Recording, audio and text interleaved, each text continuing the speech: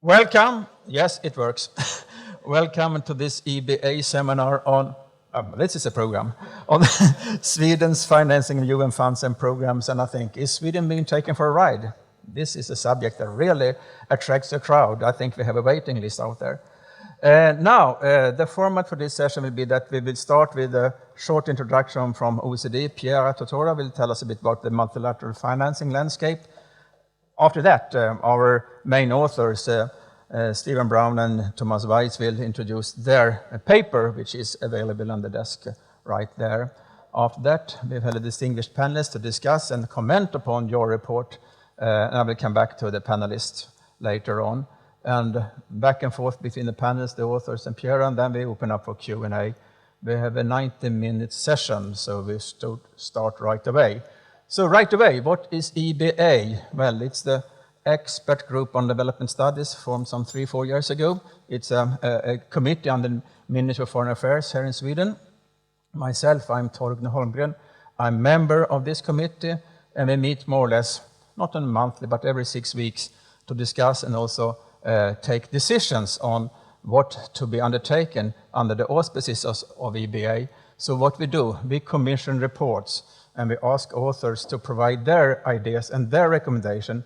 And that is very important to also underline that is a kind of double independency, that the committee itself decides on the subjects that are to be studied, and the authors are responsible for their recommendations, analysis by the committee, and the secretariat, of course, do the quality check of these reports. And we have been, well, grasping over quite a broad area. The idea is not to go into project evaluations, but analyze and evaluate Swedish development assistance at large, and also between different issues that are overarching, but not be there in the ordinary live stream of evaluations on project and program basis undertaken. Also look into gaps in what has not been studied, so that we should add some knowledge also to what is already out there.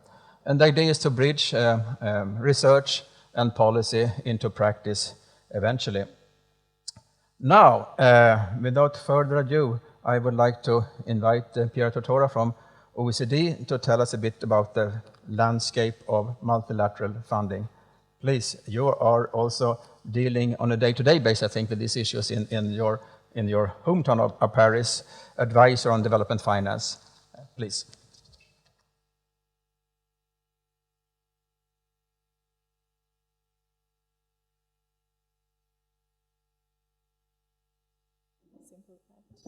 Can you hear me now? Yes. Hello, everyone. My name is Piera Tortora. I'm very happy to be with all of you today. I work at the OECD, where I oversee some of our work on development finance, including our work on multilateral development finance and the multilateral aid report that some of you may be familiar with. And what we do is that we provide basically an overview system of the main developments on, in the multilateral development landscape. And we try to promote accountability for the multilateral or the spending of donors, and trying to encourage good practices and mutual learning, so that we can promote practices and policies by donors that are actually more supportive for better delivery of the multilateral development system. What I was asked to do today was to give you some key figures on the key trends on multilateral funding. And I think I'm going to do that very quickly, but I just wanted to put this into context. And I think the context is that some of our main challenges, some of the main challenges of our time are actually global in nature right now. And they do require more policy coordination. They do require collective solution, cross-border solutions. In order to provide these solutions, the multilateral organizations are actually uniquely equipped, because they are politically neutral conveners of global partnerships. They are vehicles of upstream pooling of resources, and they do perform a normative role. So given that this is the context very quickly, so we are in a time where we do need multilateralism, at least this is our view. is the current funding actually supporting multilateralism? So I will illustrate 4 key facts very quickly. And the first key fact is actually that right now multilateral fund.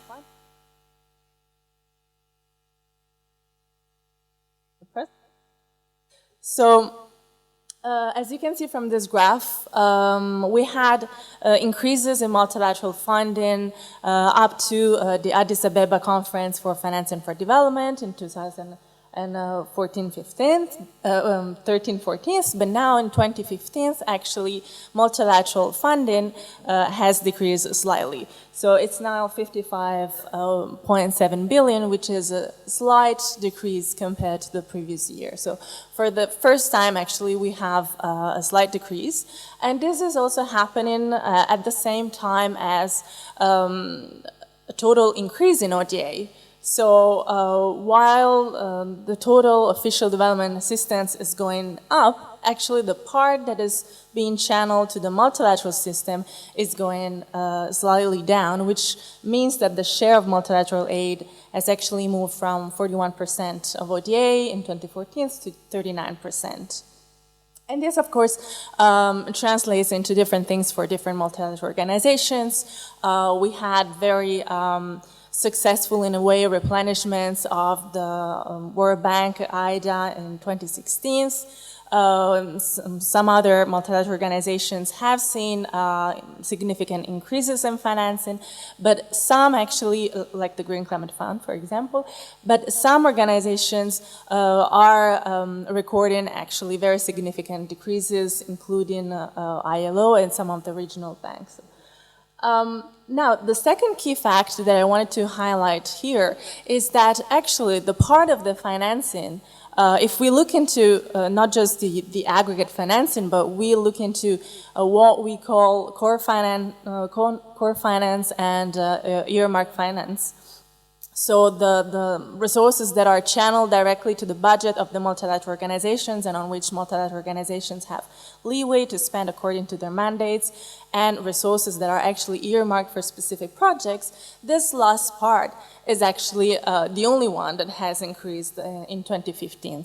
And its increase has actually been offset by the decrease in core resources.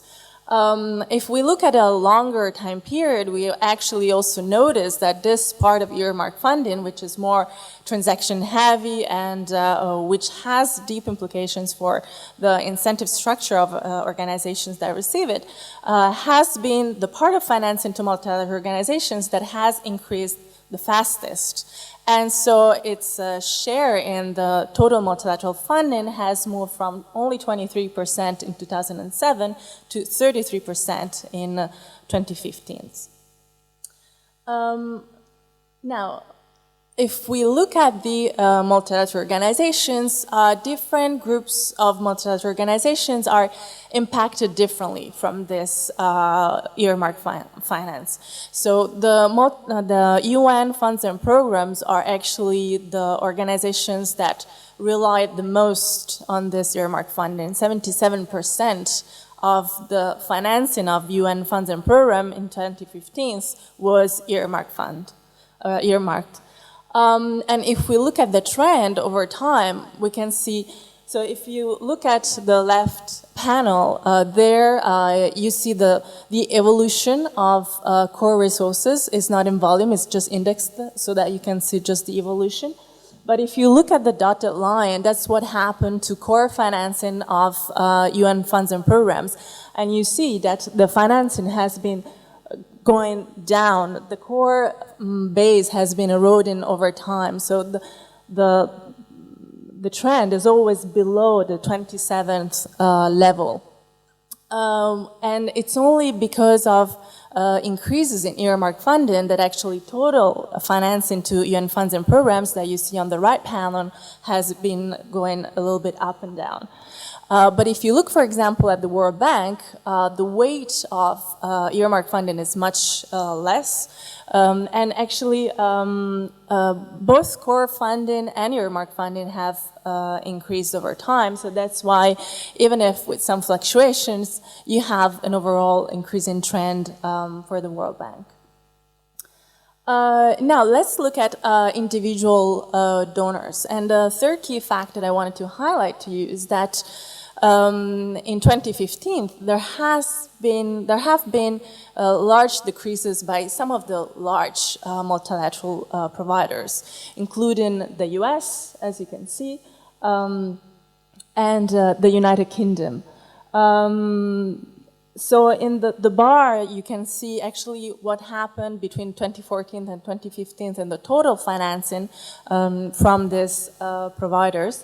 And the dot actually tells you what happened specifically to core funding. So you can see that sometimes actually the reduction in core financing is much more pronounced than the reduction in the overall financing from these members. And only in the case of Australia and New Zealand, actually, these two countries increased slightly between 1 and 2% actually their core financing, but their total financing to multilateral organizations anyway decreased. Of course, there are also some countries that increased their multilateral financing, and the largest increase in 2015 has been by Canada. And has been an increase in both core resources and earmark funding. You can also see how Sweden performs. You can see that Sweden is one of the countries that have actually increased financing to multilateral organizations, and especially core, because that's the little dot square. And this, of course, happens against the background of very different levels and typologies of engagement of different donors with the multilateral system. Here you see from the largest to the smallest provider to the multilateral system in volume terms, and you see that the largest providers are, well, the UK has been the largest provider for the past 3 years, and then next come the US with around 10 billions provided in 2015. And then the smallest is Iceland, which only provided 10 million in 2015. But the difference is not just in volume terms when you look at the different providers, is also in terms of the relative weight that multilateral funding has in their all ODA portfolio. And so you see that, especially for some of the European countries, the share of ODA that they allocate through the multilateral system is particularly high. And that's indicated by the black square, the share of their ODA that they allocate through the multilateral system. And of course, that depends largely also on how the donors are structured internally, what's their business model, as well as their principles and policies, of course.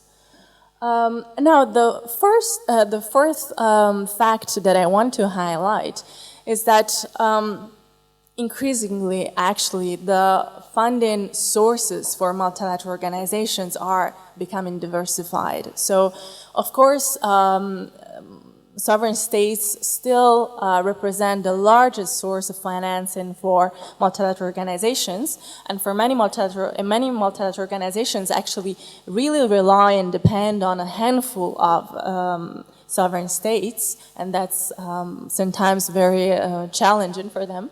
But at the same time, we're actually seeing more and more sources of financing. So on one hand, private financing, including from private foundations, but also more financing for sovereign states beyond what we call the DAC members, so some of the largest traditional bilateral donors.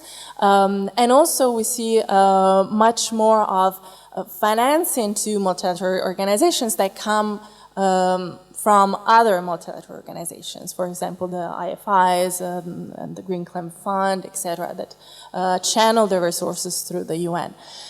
This is the chart that you can see here is from a survey that the OECD has just done recently to map actually financing from philanthropic foundations. And you can see from the pie chart that actually 18th of this financing from the philanthropies for development actually goes to multilateral organizations, and that the weight of foundations to multilateral organizations is especially pronounced in the health sector. This is what you can see on the right side. And in the last multilateral aid report, we also have a deep dive into how the engagement with the multilateral system from some of the emerging donors like China, India, the UAE, South Africa, etc., is changing. And what we're finding is that, of course, some of these countries are establishing their own institutions, and this is actually increasing the complexity of the multilateral system. But also bringing new opportunities of more resources and different models of doing things. But at the same time, they're also investing more in the traditional system. So they're investing more in the UN and the World Bank. And in fact, between 2009 and 2013, collectively, the 7 non-DAC providers that we looked at increased their financing to these traditional organizations by 51%. So here is just to conclude a little recap and also a little overview of what I think are some key issues and trends that are really key and that will need to be further explored in the future. And these are, so on one hand, we have this perennial question that we will be exploring now with the presentation of the report between core and non-core resources. And for me, it's like, it's very difficult to really move this, this discussion forward in a way that is not exclusively morally driven and in a way that actually has some potential for practical action. And so at the OECD, for example, we're doing some work now to come up with some measurements that hopefully will allow to make us see where is the room of maneuver for different donors to really improve their multilateral financing given their political context and given the political context of the multilateral system. Another issue is that I think should really be looked at more in depth is what are the implications of the universal mandate and ambition of the SDGs, and how can we really capture more the global goods provision function of the UN and also their normative role. Another issue will be around how do we make sure that the multilateral organizations can really maximize their resources available, all these different sources that are becoming available, but in a way in which they can also preserve their impartiality and that also the development impact continues to be maximized. There is also an issue around what is the landscape and geography of global poverty and wealth, and how do we make sure that multilateral organizations are able to continue to target those countries that reach higher levels of income but remain, that still have actually very large development challenges. And also another issue is how do we make sure that in this more complex landscape of multilateral organizations where we have seen in the past a lot of proliferation also of different institutions, how do we make sure that there is room for more complementarity, more coherence actually, and more mutual learning. So this is my very quick overview, and now I really look forward to hearing the presentation, and so I hand it over to you.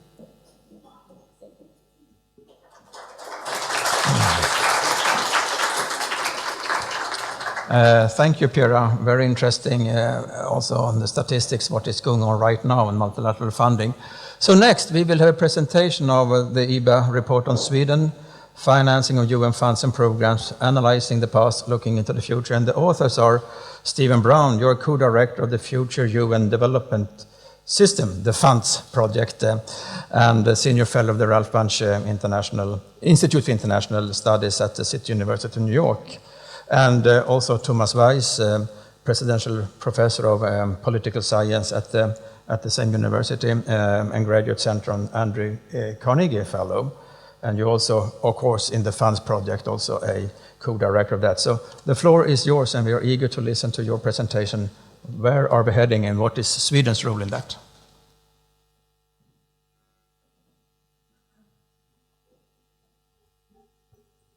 Thank you, Torgny. Good afternoon, everybody.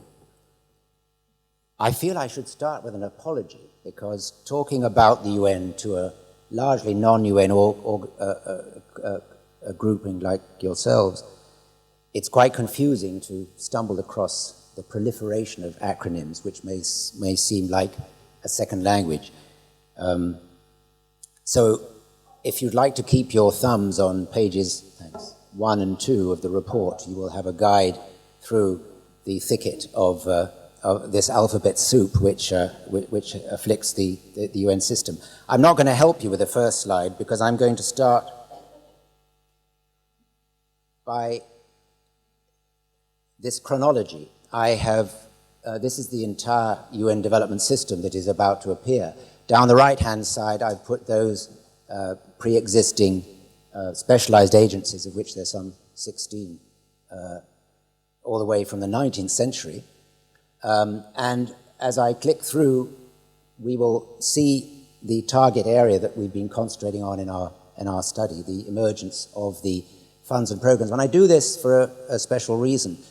Because of the long, historic, accidental, almost, and unplanned nature of the emergence of the UN funds and programs, there is commensurately a rather accidental and rather haphazard, as we've said, funding system that's come with it. So if I start with UNICEF in 1946, and you'll see the regional commissions, which were not part of our study, coming up on the left-hand side.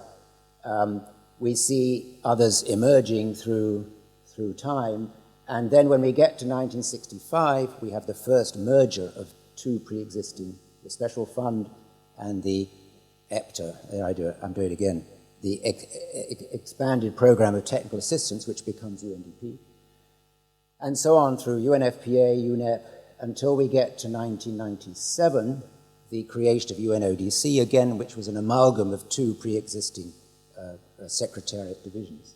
I should interpret ODC, the Office for Drugs and Crime, and then finally, the creation of UN Women from 4 pre-existing entities in 2010. And that's the UN development system today, and I'm putting that up just to highlight that we're looking on the left-hand side at those in red, a selection, albeit a fairly small selection, out of the full UN development system. But the main funds and programs created, as I say, over a period of about 60 years. What are the organizational challenges then? And we have a number of these. The expansion, which I've just illustrated by this chronology. In the absence, naturally speaking, of an overall strategic plan, which could not have anticipated the existence of many of these entities. A very unbalanced allocation of core resources within the funds and programs. And as we've discovered, to our alarm, a very inconsistent and inaccurate sources of funding data collected by the system, partly because the nomenclature is not a uniform one. Dispersed system of independent organizations which are patronized by different member states. Let me take the donors and as principals in the member states. Through the rapid increases in non-core funding, we have seen an excessive concentration on quick, short-term results, burdensome reporting, and as I will explain, a further dispersion of an already centrifugally headed system. When we look at the program countries as the principals, as opposed to the agents, which is the UN system, there is no objective assessment of organizational performance and relevance, nor are there really reliable objective metrics to determine what those are. Consequently, taking the relationships between the principals and the agents within the funds and programs, there is really no commitment to value for money. And that's a serious problem if you're looking at reforming a system, that this criterion tends to be absent. Looking quickly at the development context, this has actually been explained by Piera through her figures. I'll go rapidly through. These are just 6 features of the development landscape, if you like, over the last few years. There has been a decline in the proportion of ODA which is coming through the UN, despite a large increase in non-core funding. But the important point is that ODA itself is declining as a source of development resources for program countries. All this against the backdrop of 2015, when there were high expectations of the UN doing more rather than less, when the SDG and the 230 agenda was approved. An agenda which, by the way, does not mention human rights, which is an unfortunate omission. There's been a graduation of many countries into middle income status, against which, though, there is still a distressing number of countries in fragility and those in open conflict, which will need to be addressed by a UN, but by a UN which is much more joined up than the current system, which is in 3 or 4 different pillars. So the context of reform. There has been limited action in reform of the UN over the last 10 years, which more or less coincides with the tenure of the last Secretary General.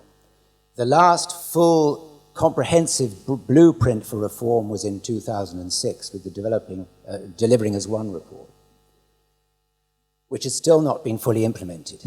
If the new Secretary General could complete that job, we would already be making great strides. And I just, as a parenthesis, I want to emphasize that UN reform is not necessarily making the system better year by year, even if it were implemented. All that UN reform has managed to do over approximately 60 years and 27 different initiatives is to slow down, but not even prevent, the continuing dispersion and atomization of the system. There's the problem, so the system is already too compartmentalized. There's the problem of the firewall. I should perhaps pause to say what that is. The firewall is supposed to be put in place by UNDP because it runs the resident coordinator system concurrently with being itself a full-fledged and ever-growing development organization. So it kind of combines unsatisfactorily the competition and coordination roles. And Tom will come to a recommendation on UNDP in a moment.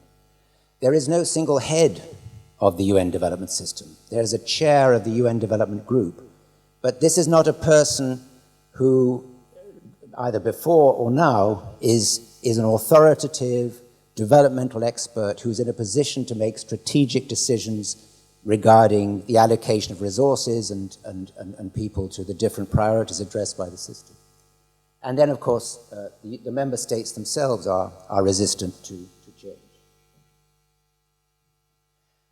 This is in the, I won't dwell on this, this has already been touched upon by Piera, but the 2 outstanding characteristics are the decrease in core resources and the increase in non-core resources, more than commensurately. As you can see, particularly in humanitarian, but also in the development area. And this problem which we've come back upon, which is the difficulty of determining exactly what resources and how to define them are coming to the UN. This is the picture you'll find, I think, on page 47. This is the present breakdown of funding by the 13 organizations which we included. The 13th, by the way, is the small one next to UNDP, UNCDF, which is actually part of UNDP, but in which the Swedish government has a particular interest. It's dominated by the big four, the Unicef, World Food Programme, UNDP, and UNHCR, by order of importance in 2015. And as you can see from the red in the picture, they are predominantly funded by non-core funding. The important thing to notice there is that there really is very little contribution from the biennial assessed budget of the UN to these individual organizations. The only one which you can actually see on this slide is UNEP, which gets 34% of its contribution of its resources from the assessed contribution. UNCTAD and ITC at the other end, that's the, well, I won't spell out the acronyms, I'll let you find out what those are. Two trade agencies in Geneva also benefit from a relatively higher amount, albeit a small overall amount of assessed contributions from the budget. So this is the pattern that we found. And I have to say that it was extraordinarily difficult to get hold of any definitive numbers on how the UN is funded, because nobody precisely knows. So different estimates will come up with different amounts, not to say orders of magnitude. I think we got as close as anybody has come for 2015 to a definitive amount for these different organizations. We were asked to look at types of funding, because this was about non-core and core. And we have obviously subdivided these into two main groups. That's the core funding and the non-core funding. But within those groups, there are subdivisions.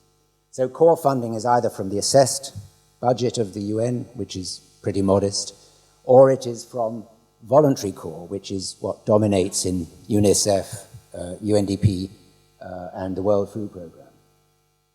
Among the non-core funding, we have categories also. We've looked at the softer and we've looked at the harder. The softer funding is the non-core funding which goes to the thematic areas which are defined by organizations. And the softer funding is some of the pooled funding, where the identities and the influence of the individual non-core donors becomes mixed in with others. Then we have the hard voluntary non-core, which is where a donor provides money to a UN organization, but defines quite precisely where it goes and for what purposes. And then we have the final category really applies to UNDP, UNCTAD, and UNODC. We don't consider this so-called restricted voluntary non-core as genuine multilateral money, because it's paid by the program countries to the UN for spending in those countries, sometimes mingled with the other resources of the organization. The most notorious example, of course, is UNDP, which began with a program, a huge program, which continues in Brazil. And Brazil uses UNDP for procurement of duty-free goods and payment to local consultants at higher rates than they would get in the public sector. For me, it's the delaying rather than the creation of capacity development. This is a breakdown which we at least achieve for one agency, the one I used to work in, which is UNDP. This shows you a fairly a typical picture of the funding situation. So this is mixing in the soft and the hard that we've mentioned.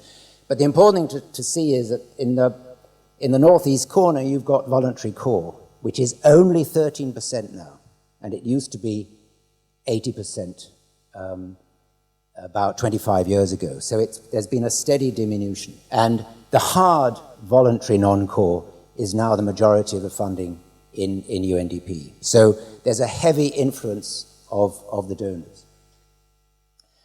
Now, these are some of the advantages of non-core, and I think, of core, I'm sorry, for development purposes. This is a key to the report, because this is what we were really asked to do, is Sweden, which is the donor most inclined to provide core to the UN system, what are the advantages of doing that? And here are some, and I don't know if I have time to go through these individually, but obviously core funding is providing for the core activities, the core mandates given by the governing bodies of these organizations to undertake what they've been charged to do by their members. It provides flexibility, facilitates forward planning, helps to leverage additional funds, and it jumpstarts new activities and innovative activities. It addresses unpopular or silent long-running crises, and so on. And it supports prevention, which is something which is much harder to sell to donors providing non-core. The advantages of core, additionally, in the humanitarian sector are also fairly self-evident. It fills the gaps when appeals fall short, and it provides for money before appeals are successful in bringing new money into the organization. And then, of course, it tides over the other gap, which is after the humanitarian crisis is over and anticipating the development phase. I think I'll skip over this one, because in a way, this is the corollary of the previous two. That is to say, given all the advantages of core, these are some of the disadvantages of non-core, and you will find this in the report as well. Same thing for humanitarian. Let me pause for a second, and then I'll finish on this before I hand over to Tom, who elaborate on our recommendations. The thesis which we set out with was that, in general, and it's rather simplistic, the harder the non-core financing, the more constraints it imposes on the recipient organization.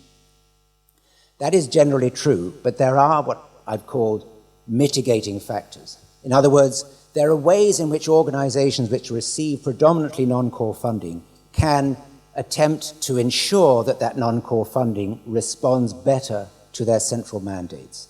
And there are a number of points. I'll go through these 7 points very, very quickly. The more that an organization has a clear corporate strategy which has a results orientation, the more likely it is that the non-core funding can be channeled into areas which are mandated by that organization. And I'm looking at Unicef as a good example of that. I'm looking at WHO, the third one, which has pioneered unified program budgeting, which means that it approves with the World Health Assembly a full program, and it costs it by both core and non-core. So that if it falls short of core, it can then invite donors to make up the differences. The use of thematic trust funds, which is being increasingly used by the UN, is another way of channeling funds into the areas which they feel are important. The pooling of funds we've mentioned also, which is something which Sweden is particularly attracted to. Then the last two refer to structural and cultural attitudes. I was working for UNDP for 23 years, and after that I joined a small organization called ITC. And the difference was enormous and important from the point of view of non-core funding. The UNDP is a very difficult organization to describe. It has a huge range, and regrettably, an ever-expanding range of different activities.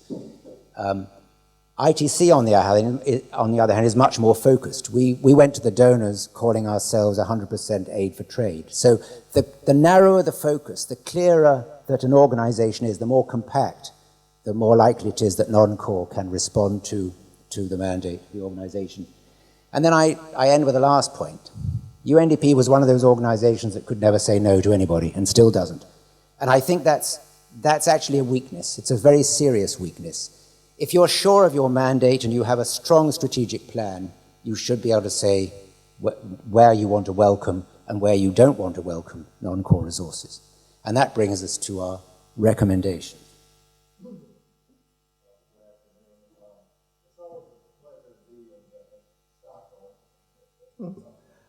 As opposed to Washington these days. I said that over lunch. Someone asked me, well, you know, what are your religious affiliations? And I said, well, not many, but I thought that I believed in reincarnation. I would probably come back as a Canadian, or maybe a Swede, and that's not a bad idea. The only thing I would add to Stephen's presentation of the last mitigating factor is that obviously the bigger you are, the more you can hide stuff. And the bigger you are, you can also move things from one envelope to another. So many of our recommendations are actually tailored to the big ones and the small ones. And there's more of an ability to say no for the bigger ones than the smaller ones, with the exception of UNDP, I would say. There's a piece, which I obviously haven't read, it's in Swedish. I don't know, is Eric here? Oh, the journalist who wrote the piece, we had a long interview the other day. He said, okay, after all is said and done, is Sweden being taken for a ride? And I said, no. He said, well, give me 3 reasons. And I think out of all the prose that we've written and the figures we've generated, I think that there are 3 really good reasons. One is that core resources can be looked upon not as subsidizing others, but as actually making possible the restricted contributions, which often are much larger. I mean, the biggest example happens to be the World Food Program, in which the US throws in a couple of $2 billion, but puts in virtually nothing, an infinitesimal amount of administrative support. Well, that $2 billion actually couldn't be delivered for either development or humanitarian purposes without somebody picking up that tab. So you could think about it actually as a multiplier, not a subtractor. The second thing is that, from my point of view, one of the comparative advantages of the UN system is as a purveyor of ideas, norms, principles, setting standards. And this group gets so little money from the assessed budget that many of its policy and normative activities wouldn't be possible without a contribution to the core. And of course, while Stephen skipped over the humanitarian side, which is dear to my heart and dear to Swede's heart, and the humanitarian side is the place where you need money quickly and moving it around a lot. So the giants, WFP, UNHCR, and about half of Unicef fall into that category. So I would say on those 3 grounds alone, you're not being taken for a ride. Okay, Stephen's much more clever with his technology than I. The first recommendation, Sweden should sponsor a new independent international commission on the UN. Now, as an analyst, this is a professional malady. We need another study. But I also think that it is really time to look at the panoply of issues that Piera implied in her charts and that underlie this report. In some ways, the agenda for this commission would resemble the next 8 recommendations in trying to come up with some answers to questions that have been around for a long time. I happen to have been the research director for one of these commissions, on intervention in state sovereignty, and I think that the conversation we're having about mass atrocities has been totally influenced by the work of that commission. And as I look back over the years, there are some that I wish hadn't been around, but it seems to me that the first one, the Pearson Commission on Partners in Development, was critical. Seems to me that the Palma Commission, which raised some issues that still are not addressed in terms of disarmament and development. I would also say that the Commission on Global Governance and the Brundtland Commission all changed the conversation that we're having in New York and elsewhere. And so I would see this first recommendation not as a way to avoid the conversation, but a way to advance the conversation. Number two, Sweden should press for clearer and more uniform definitions. This was the slide that, the second or third from last, in which we tried to parse what goes on. The problem is at present, not every agency, but lots of people use the different expression to describe the same thing, or use the same expression to describe different things. And anyway, it's very hard if you think that accountability and transparency ought to reflect at least some sense of evidence. It's very, very hard without standing on your head. And frankly, by the time the report was published, Piera said, wait a minute, we got some new figures that suggest that you're too high for Sweden and too low for Sweden. And the fact of the matter is, one needs to have some common definitions and to insist on this. Otherwise, we are all talking off the top of our heads. The third one, Sweden should request that UN organizations, in particular the funds and programs, improve their messaging. Now, this is not an exercise in spin. This is an exercise in trying to say, what the hell do you do with this core money? Why are we providing it to you? How does it make a difference in countries? How does it make a difference in headquarters? And this is anything except obvious. We did see a couple of reports which the ministry requested of the big recipients, UNHCR and Unicef in particular, and the cases they put forward, frankly, are very persuasive. The UNHCR one in particular over the 10 years of Guterres' term in reducing administrative costs and showing exactly where the core money was going. We found, or I found it particularly persuasive. And the fact that overhead should be less for humanitarian operations, mainly because you have large sums of money being spent on the delivery of goods. UNHCR has come up with a notion really of a tax. You can call it core support, but anyway, a tax that goes to the support of humanitarian operations. And they need that, and they can justify their 6%, not 13%. Number four, this goes to the last thing that Stephen had to say, should prioritize its non-core support to funds and programs to those who are the most effective in articulating a strategy. What we're talking about here is ex-ante strategy, not ex-post. Because any of these agencies after the fact can tell you what great things they did and why what you insisted that they do, they've done. In fact, one of my favorite policy advisors happens to be Nancy Reagan, who, when asked about drug policy, she said, well, just say no. Now, that may not be a good recommendation for the drug arena, but it's a really good recommendation for the UN system because very, very few organizations are able to say no. 5, Sweden should lead discussions on a more predictable financing for the normative activities. This was where I started. Once again, this is probably a reflection of a professional malady since I, with Richard Jolly and Louis Emerade, over 10 years, looked at an intellectual history of the UN. And as I started out saying, I think this is a comparative advantage. This is the reason we have a universal system. And for these voluntary agencies in particular, if anything's going to happen, it comes from voluntary core resources. And I think that these days, if monitoring the SDGs is going to be of some consequence, it seems to me that the voluntary core tied to that would be an absolutely essential idea. 6, we are beating this dead horse to death, but we need better ways of measuring and justifying overhead costs.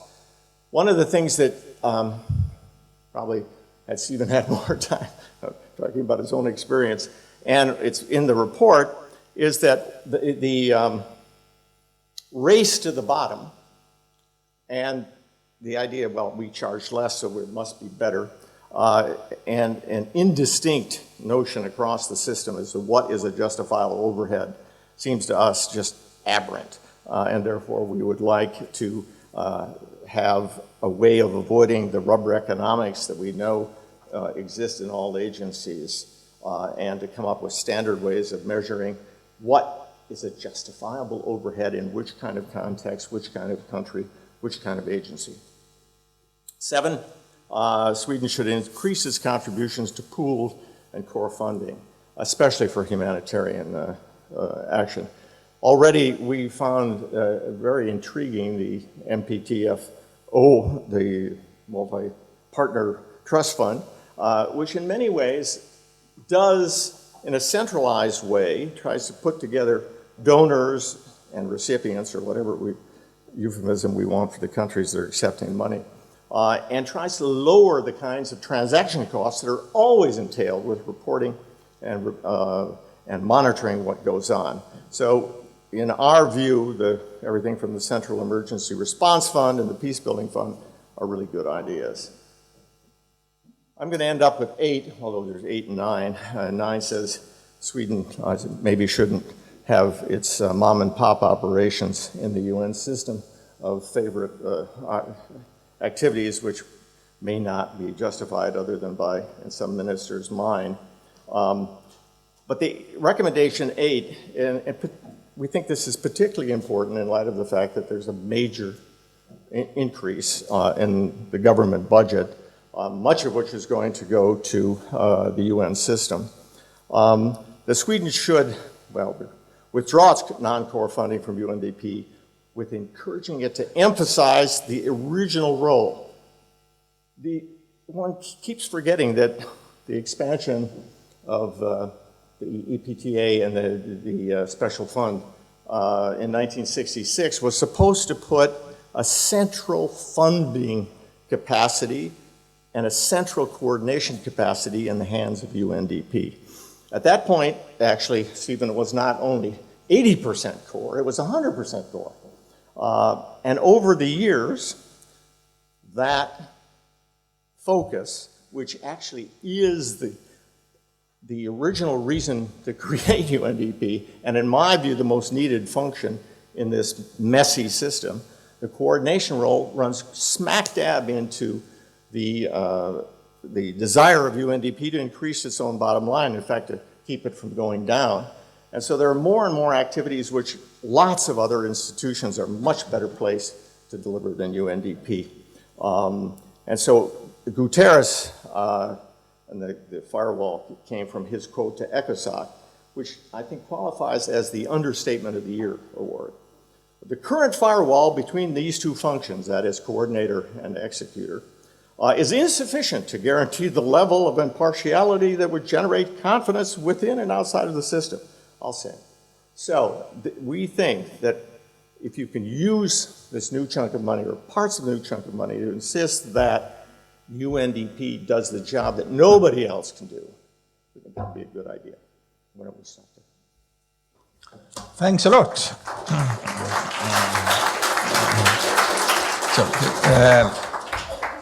Stephen and Tom for that rich and very comprehensive overview of where we are on UN funding. It strikes me that we have a balancing act here. It's both inertia, slowly moving, but within that is a lot of changes taking place. I mean, you showed us a figure from non-core core, and that is also what we're going to address right now, the dramatic change over the years from a core idea or core financing idea that nowadays most donors and providers of finance do non-core.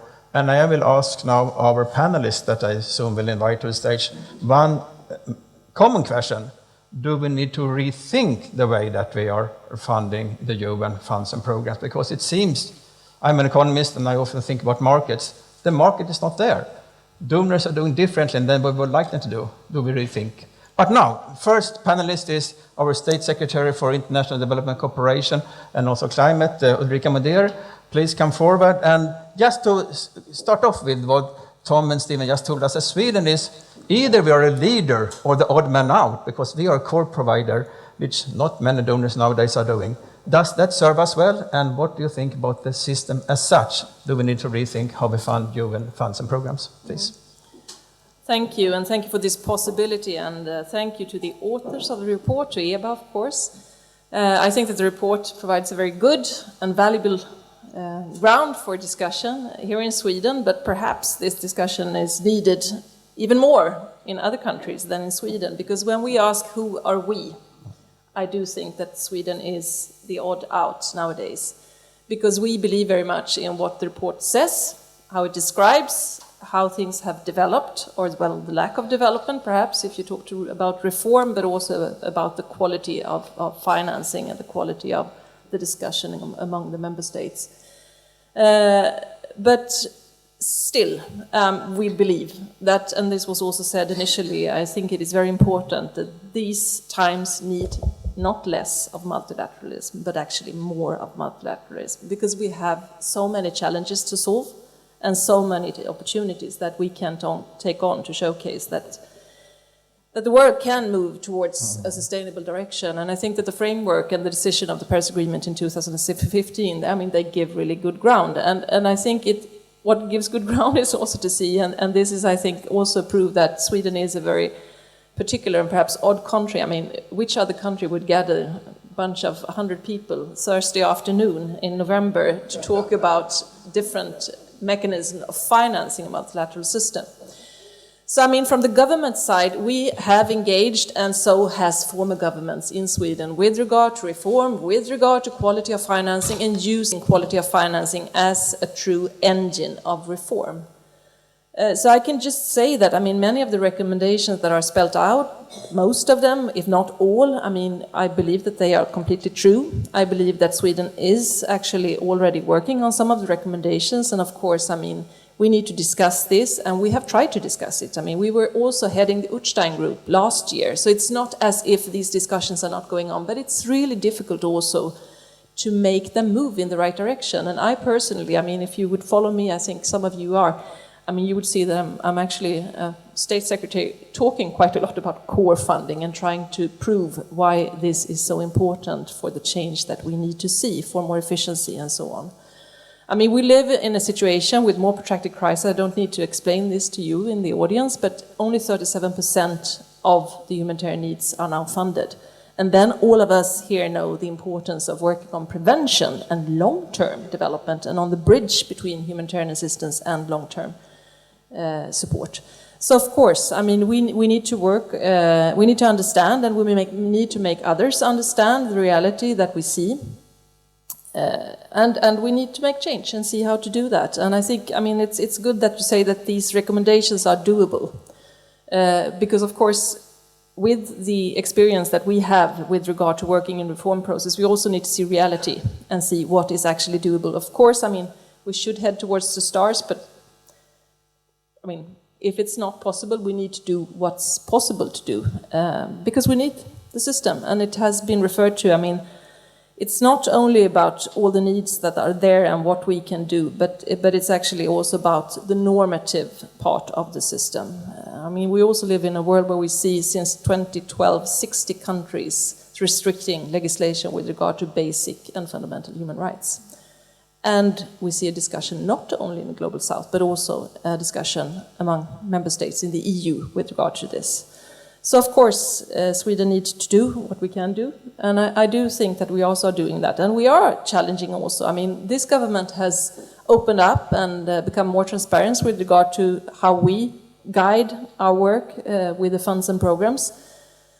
We have prepared from the minister's side the budget in a more transparent way, and we have also taken government decisions with regard to the strategies on how to support the organizations. And when we have an open discussion in the boards, but also when I have the possibility from the government side to talk with the funds and programs, this is actually also what we say. You should not say yes to everything. You have to prove to donors that core funding is the quality funding that you need. And I have been in situations in Jordania with a seminar with UNDP with regard to the crisis of Syria, where, as I think many of you and colleagues from Sweden have experienced, was in a situation where UNDP presented all the different donors that had funded different projects and so on. So I was saying to Helen Clark at that time, that this is not acceptable. How will you ever get people to fund UNDP for your core mandate if you don't put forward those who actually are supporting you in the best of ways? It's not acceptable. So we've had quite tough discussions, I think, and given quite a lot of importance to this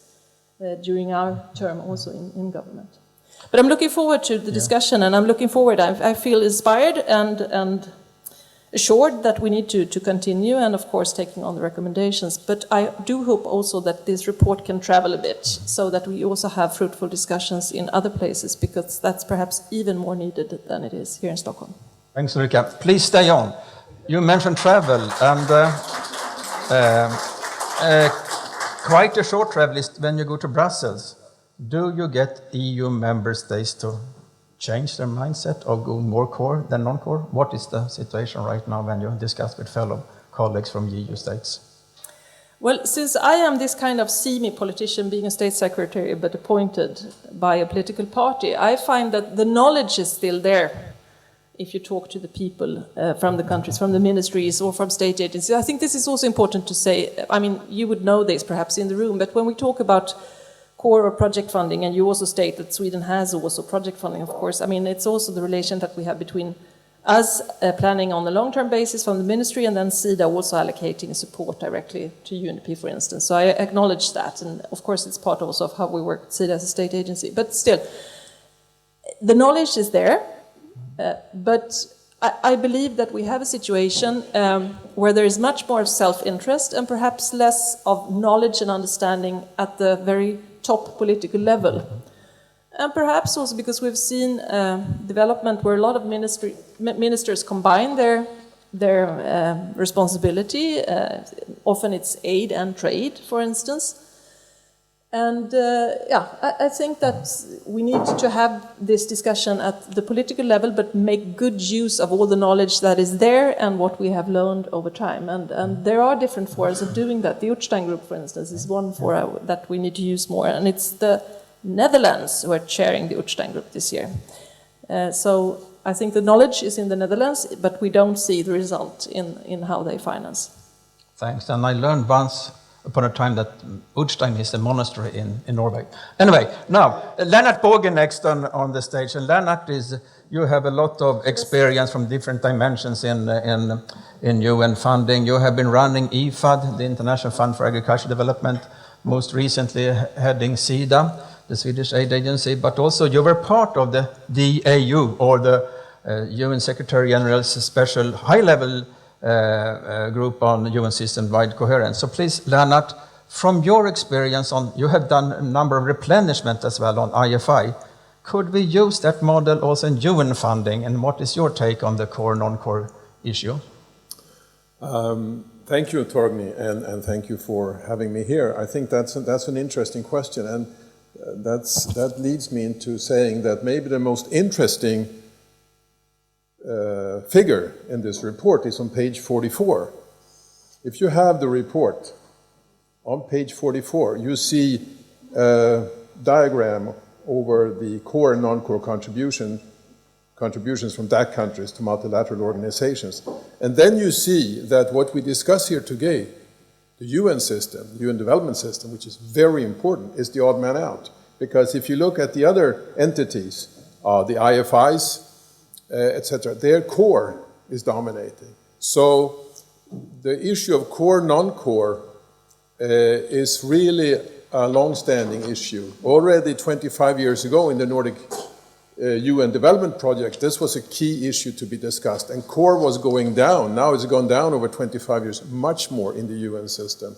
So there are a number of issues, and they've been very much laid out today. But what I would have liked to see, and maybe that was not in your mandate, but I would have liked to see an analysis. Why does not the UN system have engaged in trying to seriously have the IFI replenishment model adopted?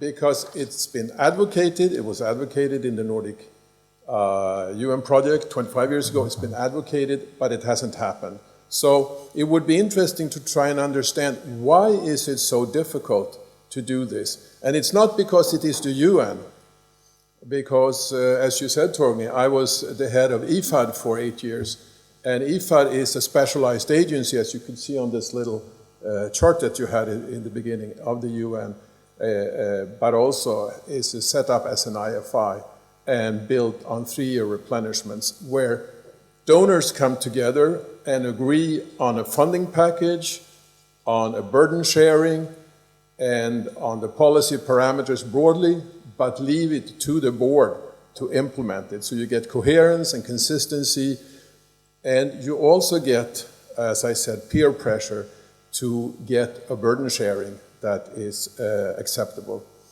I would, and then looking at your recommendations, the first one are having a commission.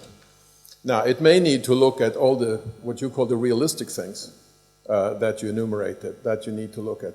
But, you know, the question is, should you also look at the, maybe not realistic, but the key level of why, analyze why cannot the very successful model of replenishments be adapted? Not, of course, it's naive to think it could overnight be adopted by the UN system, but maybe you could try it in one more entity in the system that is small and that can be a trial and error, to see if you can sell that idea and that concept. And it's interesting, the newest multilateral entity on the block, as it were, is the Green Climate Fund, set up a few years ago. And of course, it adopted in a bit of an ad hoc and a haphazardly way, but it adopted the model for funding of a replenishment. So you have a 3-year envelope of $10 billion, you have a policy package, you have a burden sharing, and you have through that tremendous peer pressure to get the funding up. So the question is still there, I think.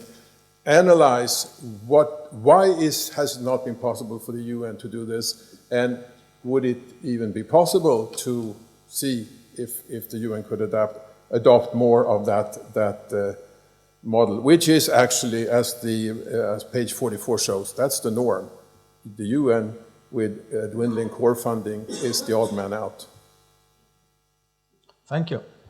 Now, do you think the IFI model is linked to a funding agency like IFAD and IDA and the AFDB, or could it also be used for normative work? I don't see that is really impossible. One should see that the funding, wherever it is, in a small or big institution, comes with normative work. Not the kind that you have in a purely normative institution, of which you have some in the UN. But you also have those that combine the normative with the operational, and you can't have any operational work without a normative framework. So I don't see that as an argument that makes it impossible. There must be other arguments for that. Good. Please have a seat, and you will come back soon on stage. Okay. Thanks, Lennart. Now, let me invite Katell Le Goulven, a former Swede, more or less, but you have worked a lot here in Sweden for a number of years, and if there's anyone here who has been very instrumental and also have a lot of experience from international commissions, that was your first recommendation is Katell. You have been part of International Commission on Climate Change and Development. You've been part of the International Task Force on Global Public Goods, as well as the UN Secretary General's Panel on Global Sustainability.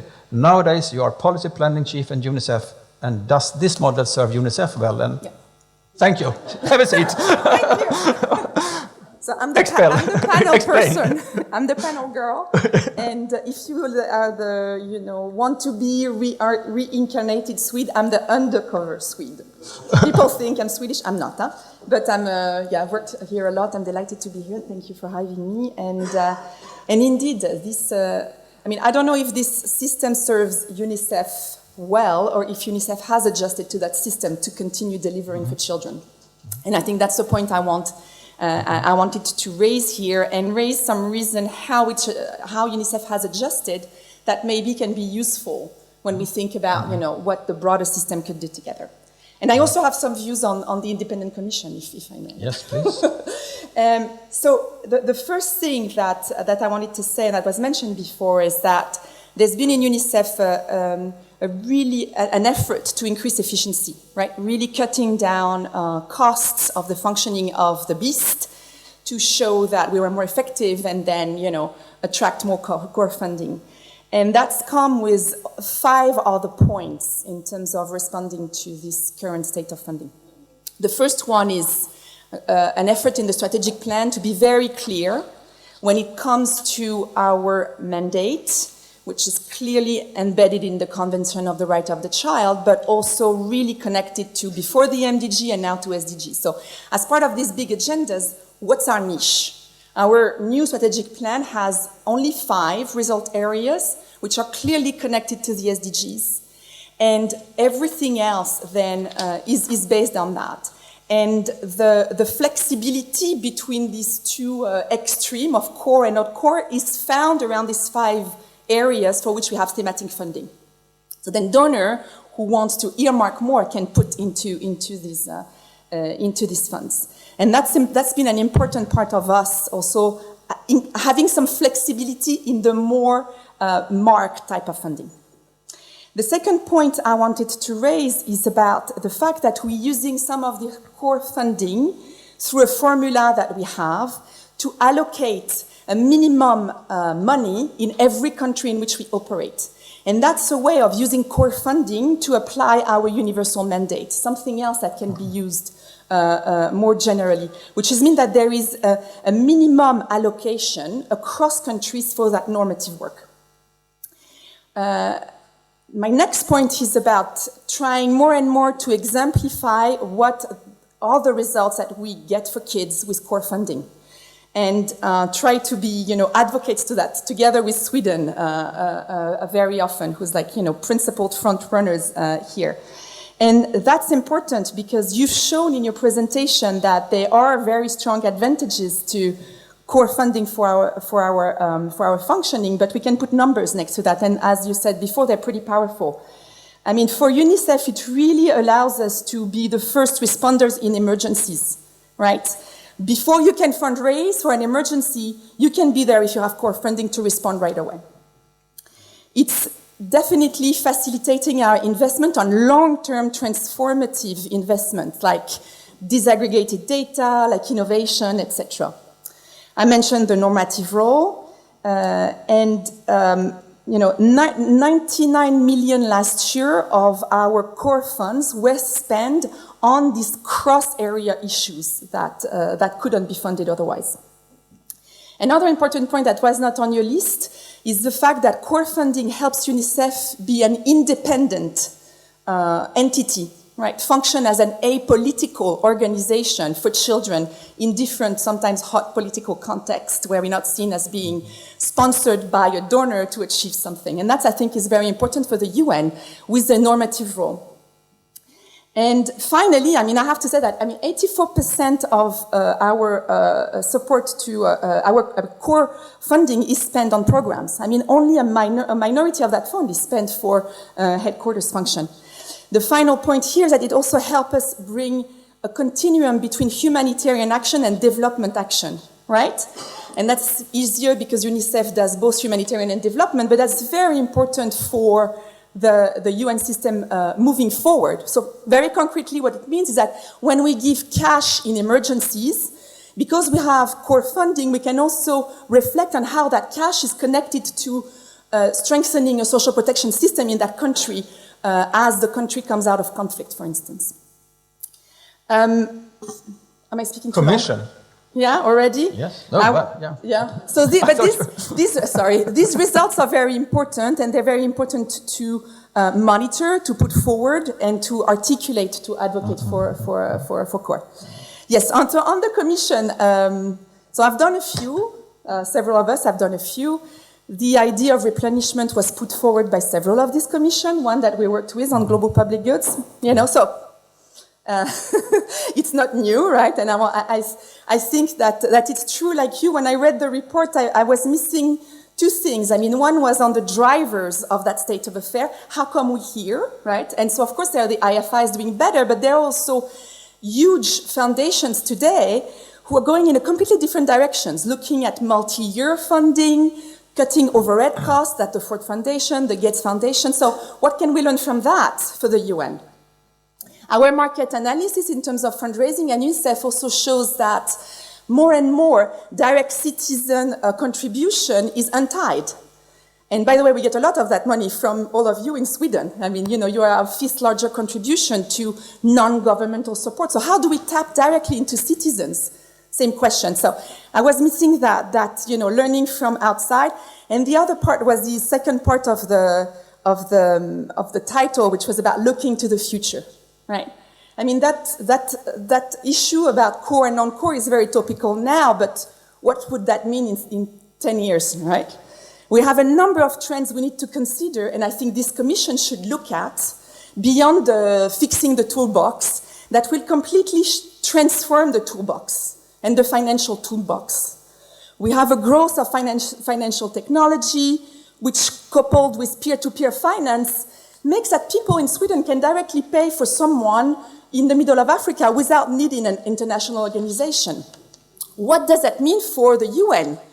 Well, we still need the UN, I strongly believe, but it's more as an enabler, maybe, than as a doer. We need to think about this. We need to think about the fact that there are more and more disasters and shocks that will impact not just the poorest countries, but you know, some of the rich countries that may reverse graduate, as is currently being discussed in the DAC. What does that mean for the geography of need we will have to finance? So, I mean, I could go on and on about these trends that would shape that conversation. So my point on the Commission is, first, I think these bigger trends should be taken into account because they will influence, you know, whatever recommendation you want to put forward. And number two, based on my experience of Commission, is that even though the conversation should be evidence-based, it's going to be very political on this topic, okay? Here we are among friends, we all agree already.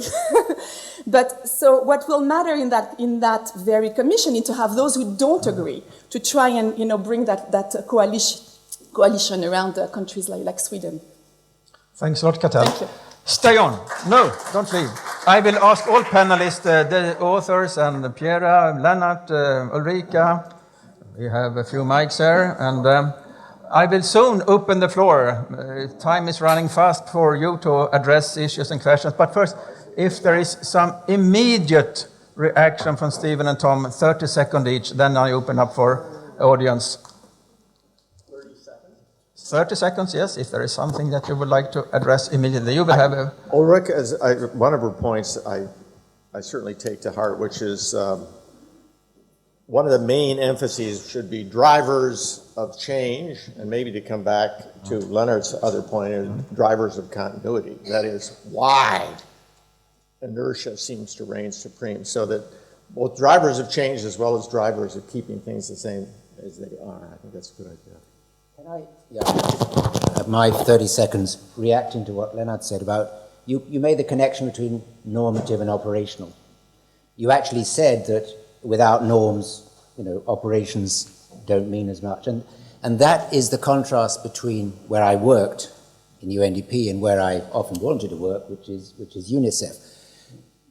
Because UNICEF has devoted itself to the Convention on Children, and it, to a large extent, you know this better than anybody else, of course, in the room, it has structured its programs around helping countries, encouraging countries to achieve compatibility with that convention. And although UNDP came up with the best paradigm that's ever come out of the UN, which is human development, it did not operationalize human development. It didn't go to every country and preach human development. If it had, for example, we would have had early warning of that tragedy that occurred in Myanmar a few weeks ago. We would have had a person responsible for the human development of all the citizens of Rohingya raising the alarm and ensuring that the UN was not flat-footed when the emergency struck. So, I mean, I think this is a funds conclusion that the operations of the UN, which cannot normally compete with many other sources of development assistance, should nevertheless be concentrated, perhaps on a much smaller scale, on implementing the norms which the UN is responsible for. Maybe Ulrika, would you like to address that? I just wanted to mention one thing as an example. I mean, we're talking about having tried to do this many times before, but one quite recent event was the Humanitarian Summit and our work with the Grand Bargain. And if you ask about the political will or interest to have more efficient funding and also having efficient funding as a mechanism for reform, broader reform, I mean, we tried to put forward assessed contributions for humanitarian financing. If you cannot attract politicians in the world of today to see that there is a necessity to have a stable funding system for all these protected crises and increasing humanitarian needs, and of course then all the funds and programs working need to see the importance to deliver results and communication and so on for decision makers to be able to address their constituencies. I mean, that's possible to do, but it was not possible to get the discussion on the table as part of the Grand Bargain for assessed contributions. It shows a bit that we have tried quite recently, but the difficulties. Yeah. Now I will open up. I mean, I'm impressed as the panelists are a full room Thursday afternoon in Stockholm on UN funding. Is there immediate question or comment to the panelists? And please make yourself, introduce yourself and affiliation, and then, not long stories, please, questions, ideas, and then the panelists are to respond. Oh, well, you are welcome to respond. Thank you very much. My name is Anders Nordström, presently working as the Swedish Ambassador for Global Health, but have a background with WHO, but also the establishment of another big global fund that is 100% funded through CORE. I think Lennart's question is the most interesting here. Why is it so that we're doing it there, but not with the UN? And I was interviewed just a couple of days ago by someone about this issue, and I think we have not yet organized, we haven't structured it the same way with the UN. I mean, with the bank, with the replenishment, you link both the board. The board have the responsibility also for the financing, even if they delegate to the deputies. You link the strategic sort of negotiation on priorities with funding. Nothing of that is happening in the UN. They're separate, the board and the donors, the strategy and the financing. And I don't think we have done our homework to see how can we in some way follow what the bank is doing, negotiating priorities, and the board taking also responsibility, or whatever we call it, the board or executive, also taking responsibility for the funding. And today we have that conflict in between the board, the member states, and the donors. And I think this is where we need to work on, because I think your question is extremely important here to understand why. And I think this is part of why this is not happening. And I think it's possible to do it. Thank you. Thanks a lot, Anders. Maybe Lennart, you will reflect on that? Yeah, I think looking back at all these initiatives over the last 25 years, I think they have been full of analysis of what is the problem with increasing non-core, as you have in your report excellently. And they have been putting forward what it should be, but they haven't, and the process around them haven't been doing exactly what you said, Anders, analyzing more profoundly why it's not happening or what it takes for it to happen. Now, that doesn't mean it's easy and easily doable, but I think there has been a lack of rigorous work, analytical work, technical and political work to see what can be done. So I think there is a possibility. Now, one thing which is a kind of a hybrid that you also talk about, more recent, are the pooled funding around, especially in the emergency areas, which have been very successful and which have many elements of this. So what I would advocate would be to do the analytical work of why this hasn't functioned, but when it comes to see if it can be advanced, look at, small organization, or look at pooled funding, the concepts there which embody some of this. So how can it be not a change of a system, but of a gradual introduction, a bit of a trial and error? Thanks. Now I have Henrik and Gunbritt, and please, Marcus, yeah. Thank you very much, and thanks for organizing the event. And I also was very pleased, Tom, that you gave an answer to the question of the seminar, is Sweden taken for a ride? There was only 3 arguments. I think that list can be made quite a lot longer. Exactly. Anyway, and thank you also for pointing out the very important table on page 44. I just want to underline that looking at that is a bit sort of distracting, because the UN is by far the biggest multilateral channel. It's 32%. There's two graphs there that should be added together, actually. And the important thing there is to understand why it is also the biggest sort of reliant on non-core funding. And that, of course, reflects the whole picture on how ODA was changed over the last years to focus on goal implementation. And that's a challenge in itself, reflecting on how money is sort of allocated and targeted goals, and how individual donors is actually, by competition, is also distracting development within the UN system from addressing the issues that you recommend, a better focus, better strategies, and so on. It's great to see Unicef. We all love to love children, but what if you would have sort of represented UN women? Why can't we mobilize the same support for a constituency that is even bigger, that has to be at least 52% of the population on Earth? You said, one of the success factors, the apolitical role, but at the same time we know that we have to focus a lot more on the political agendas. It is the normative work of the UN that needs stronger support, calling for more, not less earmarking. So that, I think, is really, really important. I also like to just quickly, an issue to what extent risks have been sort of addressed in the report, perhaps back to the authors, but the risks also reflect sort of the risk averseness, but also to what extent is it that risk is also pushing for an increased earmarking? There's so many other issues I'd like to raise. I know it's limited time, but I also think what's interesting with the whole ideas around the Commission, trying to sort of put another focus on global public goods and turning that into a central part of the UN's agenda. I could come back with a whole long list. On that, thank you also for using Dag Hammarskjöld Foundation's report on financing in your reference. Commercial. Yeah, we will soon end this formal part, but if you would like to stay on, some of the panelists will be still around later on for a mingle, and you can also have discussions. And now, Gun-Britt, I think I get the question, and from over you, and then wrap up with the panel, because you have other Thank you. presenters. I'm Gun-Britt Andersson. I'm a member of the expert group on development analysis, on aid analysis. And I was also a member of the task force on global public goods, working with Katell. That was fantastic, and I'm very glad to hear some of the recommendations from you.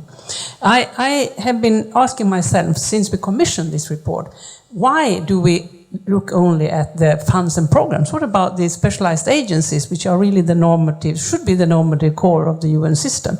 How different would it be? How different would your conclusions be if you had also included them? And over here on first row, just put the mic there, and then we have to wrap up. Göran Thomson's site. I'd like to have 2 quick reactions. You have 9 recommendations for Sweden in the driver's seat, or making the ride. Is one more important than the other, and if so, which?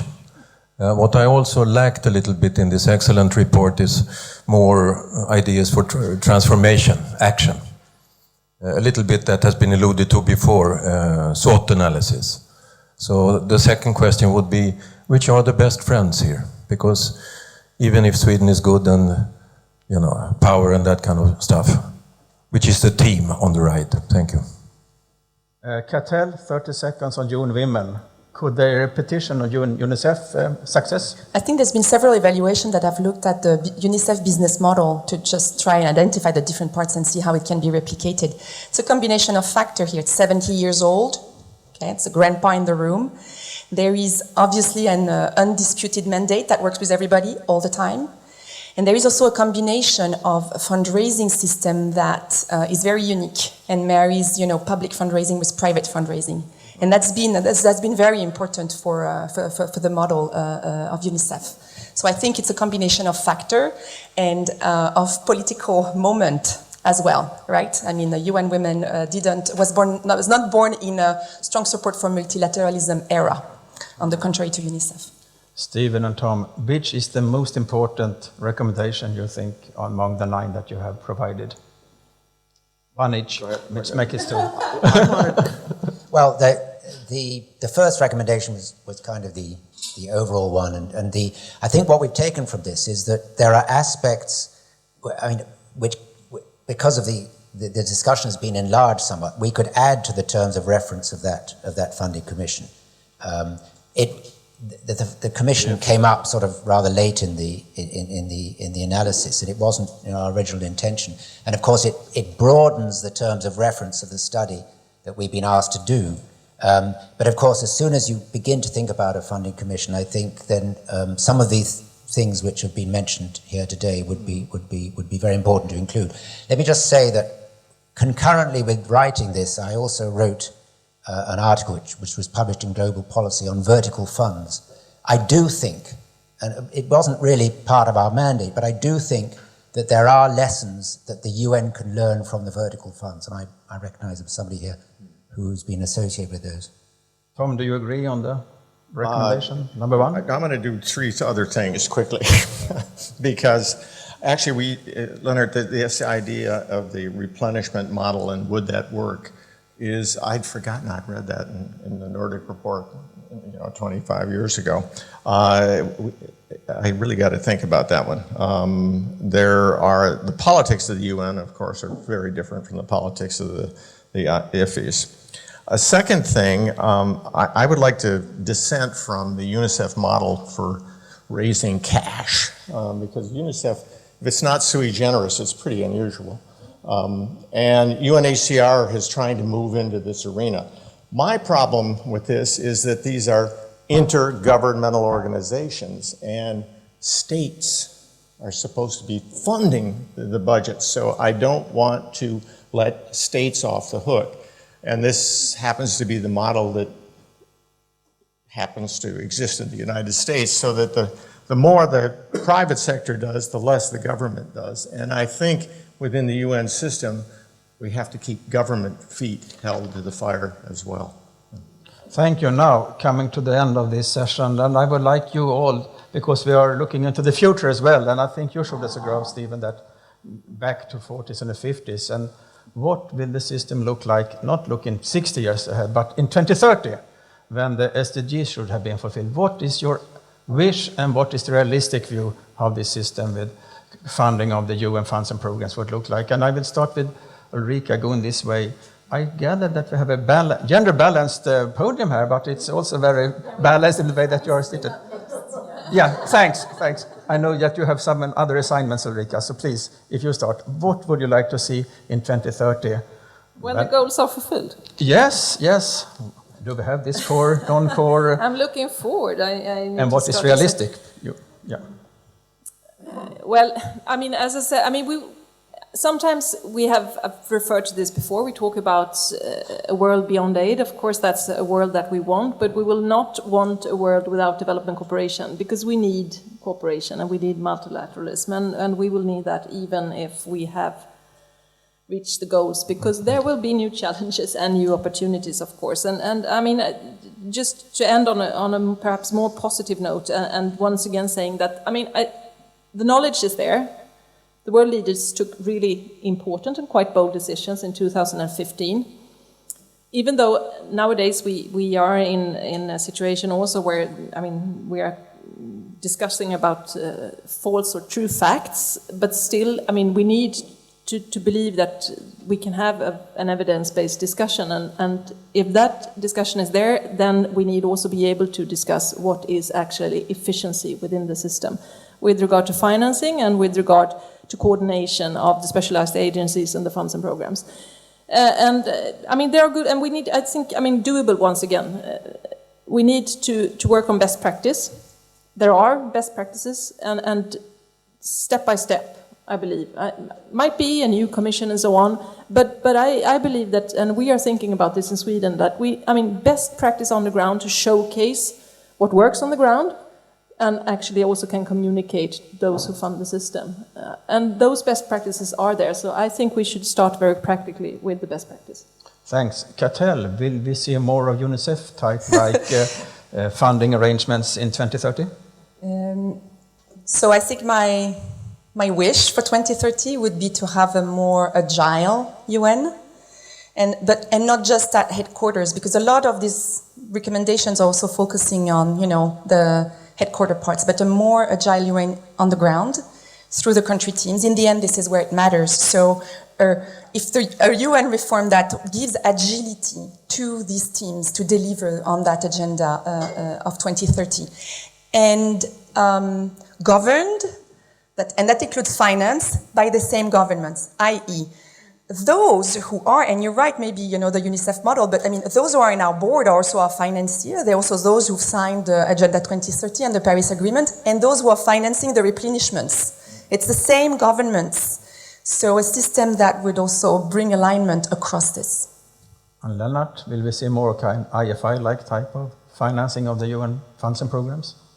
One could hope, but one could question whether it's realistic. Now, I think you need to operate on several levels. You have the practical level to get, many of the recommendations you have in the report are excellent. As you said, Ulrika, you need to best practices and get coherence and good work at the practical level. But you also need, I think, to be much more committed at the political level, because ultimately, if the UN is seen as the vehicle for addressing big global issues that we need to take on collectively as a world community, then you start with the energy and the commitment to dealing with issues. What has been lacking, I must say, because I've seen this, when you then commit to do something, you commit to how to do it in a much less rigorous way. You set up goals, you make commitments, political commitments, but then the organization, and even more so, the funding of the activities. You don't have experts. I said, as I was involved in the Green Climate Fund, the way it was funded was very much ad hoc. And I've seen other institutions that set up on big issues with a huge political commitment to do something, but the actual work implementing these ideas with practical solutions for financing has been negotiated by diplomats that know very little about how you do these things. And so that is a lesson, I think. And that's why I finally would like a report like this to be complemented by a more thorough analysis at both the political and the practical level of why we are in this mess. It's partly, there are many reasons, but I think there are some lessons learned that actually could make us change our behavior. Piera, looking into the crystal ball, what will the situation be with the balance between non-core and core in 2030? Well, I think for that answer, you'll need to read our next multilateral aid report. Okay. But I just would like to say that I think there is definitely a need for reform at UN level and also other multilateral organizations, and you pointed that out. And we can't look for more coordination when actually the funding model of individual organizations point to a different direction and there's no joint fundraising, for example. And I think the commission that you propose could look into that. But there's two sides of the coin. I think better multilateral financing is not just the responsibility of the multilateral organizations and the UN reform or reform of the multilaterals. The other side is the reform of the donors. And how do we do that? And I think to do that, we really need to have a more pragmatic and practical approach and see what's in it for the donors. It can't just be a statement of principle. And for that, for example, if we look at earmark funding, one of the reasons why we see that there's been a lot of increase in earmark funding is because donors think that think that in this way they have more control over the funding. But in reality, what we're seeing is that the disbursements of earmark funding at the donor level is even more fragmented. Sometimes the donor doesn't even know where the money is going. So is this really leading to more coherent, more strategic funding for a single donor? And also, it's a matter of incentives. Believe it or not, but much of the normative functions of the United Nations and the multilateral organizations do not count as official development assistance. So this is why actually at the OECD we're doing work now within the framework of this total official support for sustainable development statistical framework, where we also want to capture the contribution of donors to the normative functions to hopefully actually create an incentive for donors to do more of that. And finally, Stephen and Tom, before that, I should also recognize Nina Connolly, who used to work with you, research assistant at your institute. She's also part of this fantastic book. Now, Stephen, please. Well, I'm going to put this in a conditional way. If the UN development system is not to become increasingly marginalized as the years unfold towards 2030, then not merely the funds and programs have to be brought closer together, not merely the development system, that huge and complicated alphabet soup, which I put up there, has to come closer together. But the different parts of the UN have to come together. The pillars have to come together. Humanitarian and development and human rights and peacekeeping and peace building. Otherwise, the UN will become an increasingly marginalized entity, particularly the development part of it. And Tom, please. Number one, fewer moving parts across the system. Slightly more centralization. I don't think this is impossible. It's going to require breaking some kneecaps of bureaucrats, but I think this is possible. You pointed to UNDP earlier, but we also have UN Women. UN Women would have been a hell of a lot better if the operational part, UNFPA, were there. Governments didn't agree on that, in particular Washington. But so I would say fewer moving parts. I don't think this is impossible, more centralization. Second, to build on Piera's comments, the donors hold a huge amount of responsibility for the mess that exists in the so-called system. The incentives are all there to make agencies charge after cash and the same donors the same day of the week. So that actually could change, but that requires donors to actually stand up and not speak out of two sides of their mouths. The third thing I would think is the extent to which what I call idea mongering has now become a realization of a comparative advantage in the system. I don't want to toot my own horn here, but when Richard Jolly and Louis Emery and I started the intellectual history in 1997, I went to see Kofi Annan and he says, "What do you mean, nobody's done this? You haven't looked at this from top to bottom?" And the answer was actually no. That particular impact, and I think it may be the largest impact, not another tent, not another well, or et cetera, but actually purveying norms, ideas, and standards. That is now part of the conversation. It's a recognized part of the conversation. So I would like to see more attention paid to that aspect of the system as well. Thank you. And before ending this session, let me do a short commercial. 12th of December at 12 noon, 12, next EBA seminar at Sida.